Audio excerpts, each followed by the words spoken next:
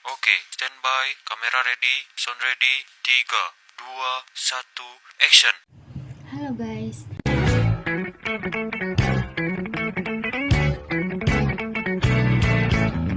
Welcome to my video. I want to introduce myself.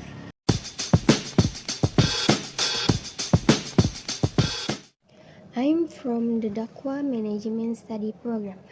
I want to explain about organizational competition.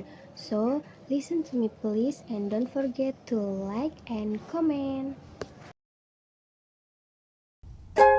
Membaca buku seperti korek api yang mampu menyalakan pikiran, membakar semangat, menghangatkan jiwa, dan membuat hidup lebih bergairah. Dan membaca buku menguatkan pikiran. Pikiran adalah alat yang diberikan Allah yang digunakan manusia untuk meraih tujuan-tujuan hidup. Semakin kuat pikiran, semakin mudah meraih tujuan hidup. Komunikasi organisasi itu proses saling bertukar informasi antara orang-orang yang ada di dalam sebuah organisasi supaya pekerjaan bisa berjalan dengan lancar dan tujuan bisa tercapai. Di dalam organisasi, komunikasi bisa terjadi antara atasan dan bawahan, antara rekan kerja, atau bahkan antara organisasi dengan pihak luar. Bentuknya bisa dengan lisan dan tulisan. Kalau lisan itu seperti rapat atau percakapan langsung. Kalau tulisan seperti email, laporan, atau memo. Tujuannya supaya semua orang di dalam organisasi tahu apa yang harus dilakukan, bisa bekerja sama dengan baik, dan tidak terjadi salah paham. Jadi, komunikasi organisasi itu penting banget, karena tanpa komunikasi yang jelas, kerja tim bisa berantakan dan tujuan organisasi sulit dicapai.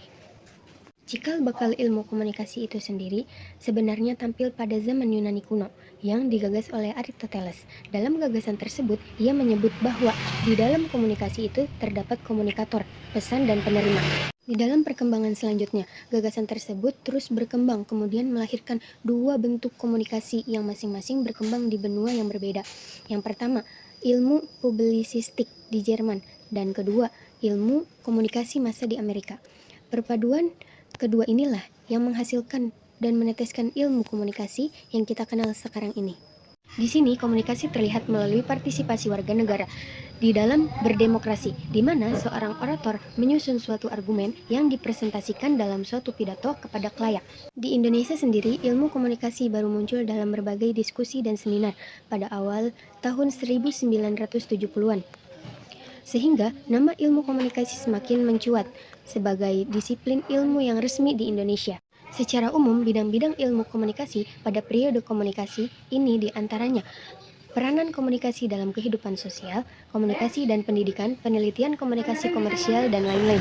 Adapun konsep dasar komunikasi, manusia adalah makhluk sosial yang cenderung untuk hidup bermasyarakat serta mengatur dan mengorganisasikan kegiatannya dalam mencapai suatu tujuan, tetapi karena keterbatasan kemampuan menyebabkan mereka tidak mampu mewujudkan tujuan tanpa adanya kerjasama.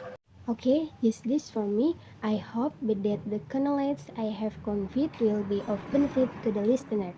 Thanks for your attention, thanks for your compilation, and see you next time. Bye-bye.